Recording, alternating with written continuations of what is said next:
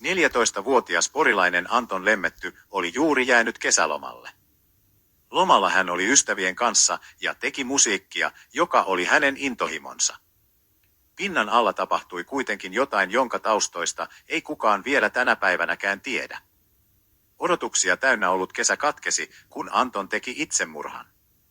Antonin isä Jari Lemmetty kertoi, että Anton ei antanut mitään syytä huoleen, vaan kaikki näytti olevan hyvin. Tässä on pohdittu, että mitä tapahtui, koska hän on siinä ihan keväällä ja alkukesästä niin kuin ollut todella iloisella päällä ja tulevaisuus on näyttänyt valoisalta ja ei ollut mitään semmoista, niin kuin, mistä olisi pitänyt huolestua.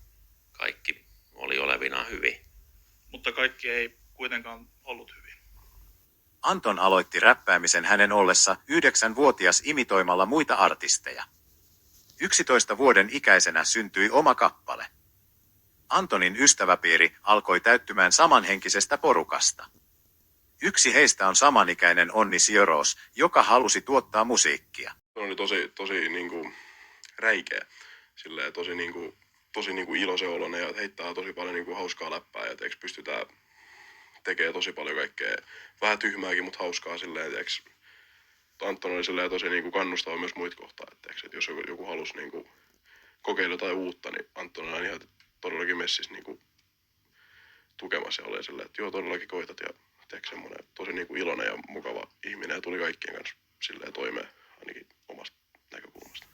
Kaveriporukka teki yhdessä kappaleita huvin vuoksi, eikä heillä ollut tarkoitusta julkaista niitä. Anton alettiin tuntea nimellä Bleak Birdie ja hän julkaisi ensimmäisen kappaleensa Stick et Stones lokakuussa 2019. Hänen kappaleitaan on striimattu yli 8 miljoonaa kertaa. Antonin uran käännekohta tapahtui, kun tuottaja Tommishawk Langen kuuli hänestä ensimmäisen kerran. Hän päätti ottaa yhteyttä hyvin englantia puhuvaan artistiin, joka paljastui 13-vuotiaaksi. Langen ja Anton aloitti yhteistyön. He tapasivat yhteensä 6 kertaa, jossa Tommishawkin rooli jäi lähinnä käytännön asioiden hoitamiseen. Uralla tullut vastaan ketään vastaavaa noin nuorena ja sillä tavalla, mikä liikuttaisi itseään. Keväällä 2020 iski koronapandemia, joka pysäytti kaiken eikä kaksikko enää tavanneet. He kuitenkin laittoivat viestejä. Langen yritti tukea nuorta artistia parhaimpansa mukaan. Anton oli hyvin itsekriittinen musiikkiansa kohtaan ja hän saattoi työstää kappaleita 12 tuntia putkeen. Langen kokee, että Anton halusi saavuttaa tietyn laatutason, eikä tiennyt miten toimia, jos se ei heti onnistunut. 2 päivää ennen hänen kuolemaansa Anton lähetti Langenille viestin, jossa ehdotti tapaamista. Se oli viimeinen viesti kaksikon välillä. Anton jätti jälkeensä 8 julkaistua ja 7 julkaisematonta kappaletta. Ystävät antoivat Langenille Antonin tietokoneelta löytyneet äänitiedostot, mistä hän kokosi levyn yhdessä Antonin tuottajaystävien kanssa.